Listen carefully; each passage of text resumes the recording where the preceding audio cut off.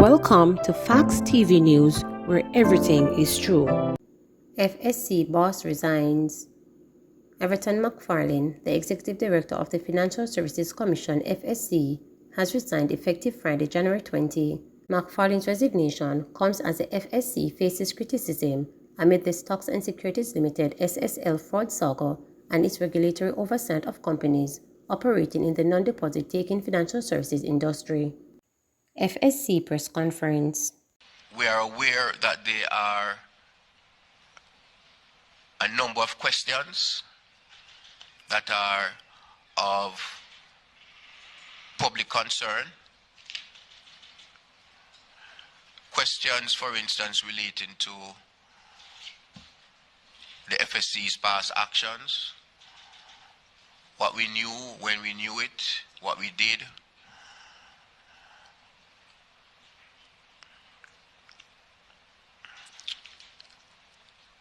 But I would want to ask you, as we enter into the question and answer phase, to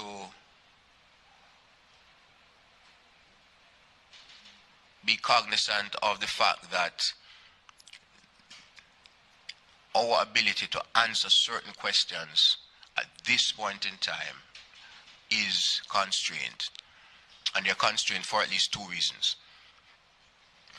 First, the investigations are at an early phase.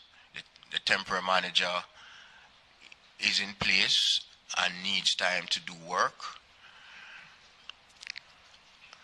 And so questions about the precise nature and impact of the fraud would perhaps be a bit premature. And as things ripen, we will certainly be engaging the public with relevant information.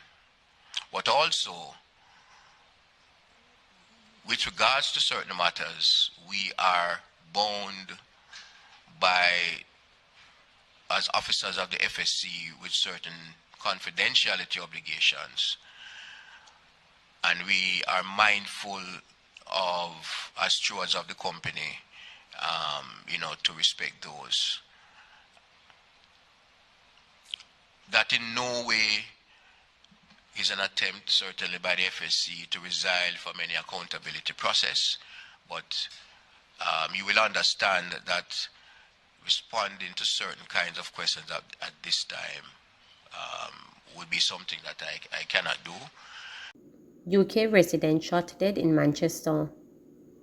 A resident of the United Kingdom was shot and killed while visiting relatives in Mytown on the outskirts of Mandeville in Manchester early Thursday morning. Police named the deceased as 48-year-old Michael Brown, a resident of Waterford, England. A police report said about 12:20 a.m., Brown was in an unfinished section of a house in Mytown when a gunman entered and opened fire, hitting him. Brown was rushed to hospital where he was pronounced dead. This is the second murder in Manchester in less than a week. On Saturday, 42-year-old bartender Nikisha Harrison, otherwise called Bumper, was shot dead by a gunman at a house in Land Settlement near Royal Flat. A police source said investigators theorized that Harrison was not the intended target. Spanish Town Police search for murder suspect. The Spanish Town Police is searching for a man who is wanted in connection with Wednesday's murder of another man in Roadside District, Yeweton, St. Catherine. The wanted man has been identified as Conrad Johnson, otherwise called Con or Chroma, who the police have described as armed and dangerous. They say Johnson is wanted in connection with the murder of 28-year-old Clayton Turner, who was killed around 4:30 a.m. Anyone knowing Johnson's whereabouts is being asked to call the Spanish Town Police at 876-984-2305, Crime Stop at 311, Police 119 emergency number or the nearest police station. Construction worker shot to dead in St. Mary. St. Mary man, who the police claim was on their radar for alleged involvement in criminal activities, was fatally shot in a Rockabessa in the parish on Wednesday. He has been identified as 41-year-old construction worker Miguel Nash of Bascabel Heights. Nash was reportedly shot outside a nightclub in Bascabel about 11:40 p.m. Police reports are that a man walked up and shot him several times. Nash was pronounced dead at hospital. New equipment expected to penalize more road offenders. The number of traffic tickets issued to motorists who breach the rule of the road is expected to increase as the efficiency of the police is improved with new equipment. The Jamaica Constabulary Force on Thursday morning received 750 work handset and 750 printer for the Traffic Ticket Management System or e-ticketing service. The equipment is to boost further the police capacity and efficiency in handling road traffic offences and keeping the roadways safe.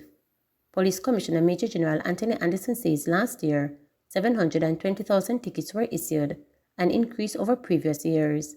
He explained that some 70,000 of those tickets were issued under the pilot phase of the e-ticketing system.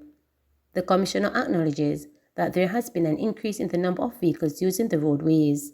He is urging motorists to abide by the rules of the road to avoid traffic tickets. Last year we did 720,000 tickets. That was up from previously about 500,000 year on year. So it meant an increase of some 50-60% over what was previously done. Now it's interesting that we started testing the new devices. 70 of them we had at work, and those 70 devices accounted for some 70,000 tickets. We now have 750 devices, so the maths is quite interesting. And the message is, we have laws and we have rules. We need to abide by them. And I expect that we may see some increases in the number of tickets until we see a decrease in the number of tickets. And the decrease will come about when people just abide by the rules. Anyone traveling around the roads now will see that there is a lot of traffic. And the traffic doesn't just stay there at 8 o'clock in the morning and disappear. At 10 o'clock there's another traffic jam, and at 3 o'clock there's another one, and so on. And that is a sign really of just the sheer number of vehicles on the road. The last figure I got from the head of PSTEB, just over 1 million cars registered. What that means is that they're all quite often going to try and get to somewhere all at the same time. And that creates a big problem.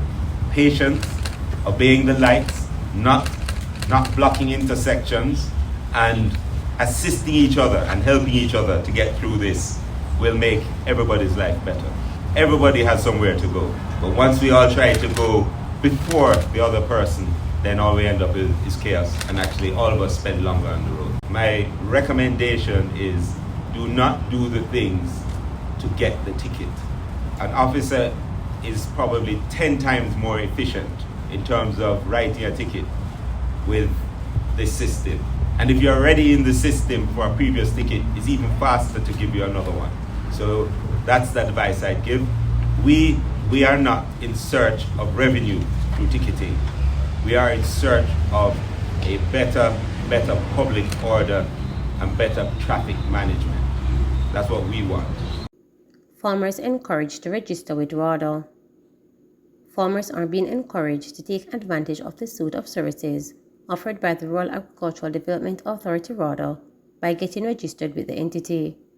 When you are a registered farmer, you have access to more benefits, and we have the accurate information so we can plan ahead and know exactly how to support you and your operation, said Minister of Agriculture and Fisheries Pernell Charles Jr.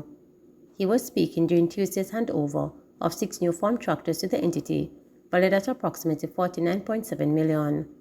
The event was held at the Agro Investment Corporation Spanish Town Road Complex.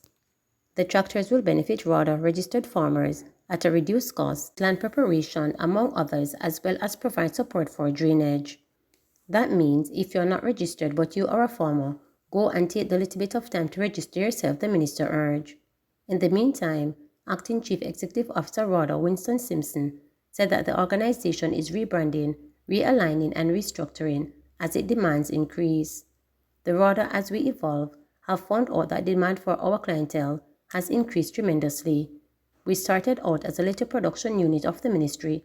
We are now an institution, Simpson said. We are expanding, soon to receive all the extension officers in the various commodities organization, he added, while noting that the agency is looking to welcome 100 additional staff members shortly. Established in 1990, RADA is Jamaica's chief agricultural extension and rural development agency. In December last year, the entity received ISO 9001-2015 certification aligning its operation with the global standards. Please remember to subscribe, like, share,